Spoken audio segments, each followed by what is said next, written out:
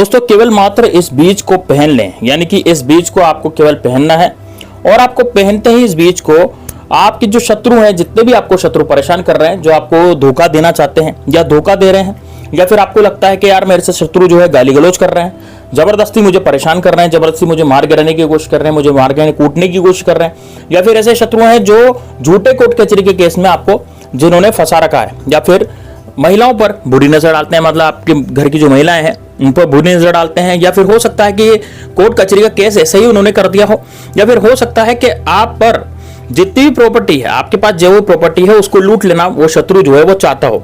यानी कि शत्रु जो है इस तरह से पीछे पड़ गया है कि उसमें लोभ की मात्रा भी आ गई है, चारों तरफ से आपको घेर भी लिया है, जबरदस्ती आपको मारना चाहते हैं या फिर आपकी जान पर ही बना ही।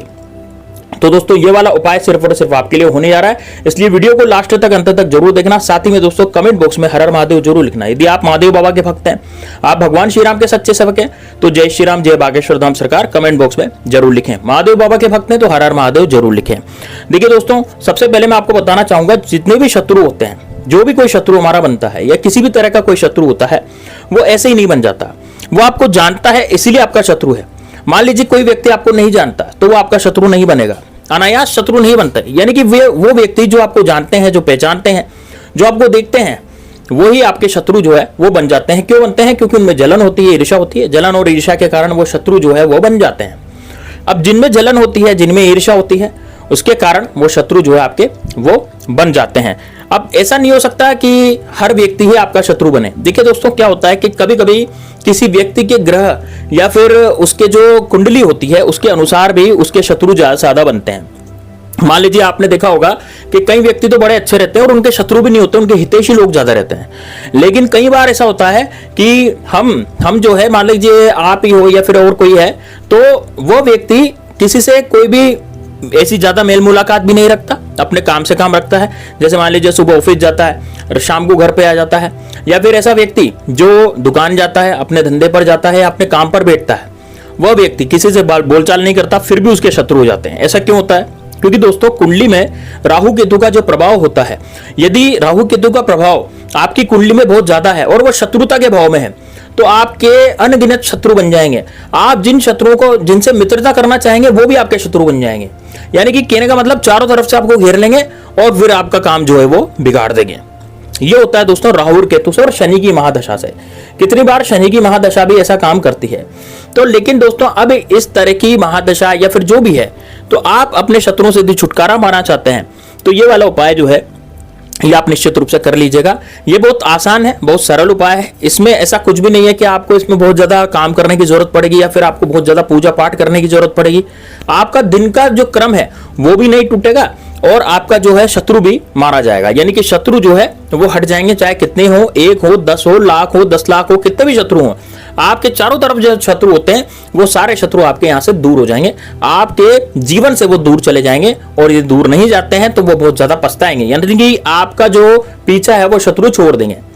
लेकिन दोस्तों, ऐसा क्या करना होगा, किस कारण से वो पीछा छोड़ेंगे, कैसे वो पीछा छोड़ पाएंगे, या कैसे वो हमारी जिंदगी में आग लगाना बंद करेंगे, तो वही मैं आपको इस वीडियो में बताने जा रहा हूं। तो इस एक बीज आपको पहनना है जो मैं आपको बताने जा रहा हूं। अब ये किस पेड़ का बीज है, कहां मिलेगा, किस तरह से मिलेगा, किस दिन इसको पहनना है, पहनने के बाद क्या मंत्र पढ़ना है, वही मैं आपको पूरा बताने जा रहा हूं। ठीक है, तो देखिए दोस्तों, सबसे पहले तो आपने देखा होगा दोस्तों अरंडी का पेड़।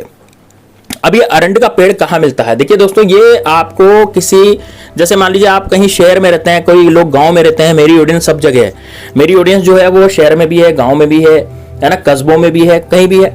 तो आपको ये जो पेड़ नजर आ रहा है यहाँ पर, जो मैंने आपको स्क्रीन पर दिखाया है, उस पेड़ को, है ना, उस पेड़ को आप देखिएगा। ये पेड़ आपको अक्सर नजर आया होगा और इसमें छोटे छोटे से कांटेदार फल लगते हैं। यानी कि छोटे छोटे से कांटेदार जो फल होते हैं ये कहलाते हैं अरंड, है ना। अब आपने सुना होगा अरंडी का तेल भी बनता है, अरंड का तेल भी बनता है, कैस्टर ऑयल जिसे हम बोलते हैं। तो ये वही वाला अरंड है। इसमें कांटेदार जो है ये इसका फल आता है और इसके अंदर से निकलता है दोस्तों बीज। तो अब ये बीज आपको कहां मिलेंगे? देखिए, यदि आप ताजा बीज लेना चाहते हैं तो आप देख लीजिए कि आपके आसपास इस तरह का पेड़ कहां पर लगा हुआ है। पौधा, ये झाड़ी होती है दरअसल।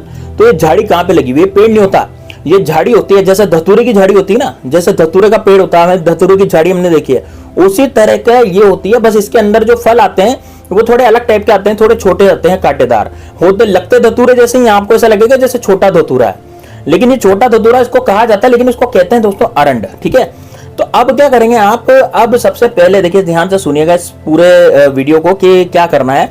यदि आपके आसपास इस तरह का फल या इस तरह का पेड़ दिख रहा है तो ये फल आप तोड़ लीजिए, फल तोड़ करके इसमें से बीज निकाल लीजिए। ठीक है, अब यदि आप ये नहीं चाहते कि आपको पेड़ नहीं मिलता या आसपास आपके पेड़ वगैरह नहीं है, तो आप क्या करेंगे, आप दोस्तों जाएंगे पंसारी की दुकान पर। पंसारी की दुकान कौन सी होती है, जो आयुर्वेदिक दवाइयां बेचते हैं, यानी कि जो आयुर्वेदिक दवाइयों का मतलब मुद्रीकरण करते हैं या फिर उनको सेल करते हैं आयुर्वेदिक दवाइयों को, पुरानी आयुर्वेदिक दवाइयों को। मैं पेटी फेक आयुर्वेदिक दवाइयों की बात नहीं कर रहा हूँ। पंसारी होते हैं ना, गांव में सब में पंसारी होते हैं जो दवाइयां वगैरह देते हैं, छोटी मोटी दवाई दे देते हैं, खुली दवाइयां दे देते हैं। तो आप वहां जाइएगा पंसारी की दुकान पर, वहां जाकर उनसे बोलिएगा कि भैया मुझे जो है 2-4 अरंडी के बीज दे दीजिए। तो आपको 2-5 रुपए 10 रुपए में अरंड के बीज आपको दे देगा। ठीक है, अब इन बीजों का आपको क्या करना है, देखिए आपको सामग्री में सबसे पहले तो 1 अरंड का बीज चाहिए। बीज जो है टूटा फूटा नहीं होना चाहिए, कटा फटा नहीं होना चाहिए। बीज में ऐसा नहीं होना चाहिए बीज में बींद रहा हो। बींद रहा का मतलब क्या होता है कि इसमें कोई कीड़ा वगैरह घुसा हुआ हो, कोई खड्डा हो, है ना, खड्डा वगैरह नहीं होना चाहिए बीज के अंदर। बीज बिल्कुल साबुत और ताजा बीज होना चाहिए। तो आपको पंसारी की दुकान पर बोलना भैया हमें ताजा बीज दे दो। और यदि आपको परेशानी आती है अरंड के बीज लेने में, तो आप क्या कर सकते हैं, हमारे एफिलिएट लिंक से भी ले सकते हैं। आपको ये नजर आ रहा होगा, यहाँ पर एफिलिएट लिंक मैंने लगाया हुआ है, तो वहां से आप क्लिक करके अरंड का बीज जो है वो खरीद सकते हैं। आपको घर बैठे ये अरंड का बीज देकर के जाएगा, आपको कहीं भी इधर उधर भागने की जरूरत नहीं है और उसी कीमत पर देकर जाएगा। ठीक है, तो आप देखिए ध्यान से सुनिएगा। इस उपाय को आपको दोस्तों करना है मंगलवार के दिन, या फिर आप कर सकते हैं इसको शनिवार के दिन। ठीक है, या तो मंगलवार के दिन करें या शनिवार के दिन करें। शुक्रवार के दिन जिस दिन आप वीडियो देख रहे हैं उस दिन भी आप इसको कर सकते हैं, इसमें कोई दिक्कत नहीं है। अब क्या करना है ध्यान से सुनिएगा। अब एक कर लेना आपको काला कपड़ा। काला कपड़ा कैसा हो सकता है, काला कपड़ा सूती भी हो सकता है, रेशमी भी हो सकता है, टेरिकोट का भी हो सकता है, ये आपकी मर्जी है आपके पास कौन सा काला कपड़ा है, लेकिन साफ सुथरा होना चाहिए। ठीक है, आजकल लोग क्या साफ सफाई का ध्यान नहीं रखते हैं, खास करके महिलाएं तो बिल्कुल ही नहीं रखती हैं। तो साफ सफाई वाला कपड़ा ही होना चाहिए। ठीक है, तो साफ कपड़ा आपको चाहिए, बिल्कुल साफ कपड़ा। तो साफ कपड़ा आप ले लें, काले रंग का साफ कपड़ा बिल्कुल ले लें। उसके बाद आप ये 2 सामग्री लेकर के दक्षिण दिशा की तरफ मुख करके बैठ जाएं, यानी कि आपको दक्षिण दिशा की तरफ मुख करके बैठना है। जमीन पे बैठ जाएं, दक्षिण दिशा की तरफ आपका मुख होना चाहिए। और दोस्तों आपको एक काला कपड़ा जो है बिछा लेना है। उसके बाद इसमें रखना है अरंड का बीज। अब दोस्तों आपको लाना है कामिया सिंदूर। कामिया सिंदूर, कामिया सिंदूर कैसा होता है, ये जो हनुमान जी को जो चोला चढ़ाया जाता है ये होता है केसर रंग का सिंदूर, तो उसे हम कामिया सिंदूर बोलते हैं। आप ये पंसारी की दुकान से खरीद सकते हैं, वहां पर आपको या पाठ पूजा वाले की सामग्री वाले की दुकान पर आपको आसानी से कामिया सिंदूर जो है मिल जाएगा। ठीक है ना, तो वहां से आप खरीद लें इसको। कामिया सिंदूर को लेकर के इस अरंड के बीच पे आपको कामिया सिंदूर डालना है थोड़ा सा, और ओम हनुमते नमः का जाप करना है। क्या बोलना है, ओम हनुमते नमः। हनुमान जी जो होते हैं दोस्तों वो राहु केतु को भी शांत कर देते हैं और साथ में शनि महाराज को भी प्रसन्न कर देते हैं। इसलिए दोस्तों आपको ये वाला प्रयोग करना है। अब इसको क्या करेंगे, इसको काले कपड़े में धारण करके आपको अपने गले में पहन लेना है। ठीक है ना, किस दिन पहनना है मैंने आपको बता ही दिया। आपको पहनना है शनिवार के दिन या फिर मंगलवार के दिन या शुक्रवार के दिन भी कर सकते हैं। सुबह नहा धो करके इसको पहन लें। आपका बाल भी बाका नहीं होगा दोस्तों। आपके जो शत्रु हैं, जो भी आपके ऊपर क्रिया हुई है, जो भी आपके ऊपर कुछ किया करा है, किसी ने करवा दिया है, वो तो सब भागेगा ही भागेगा।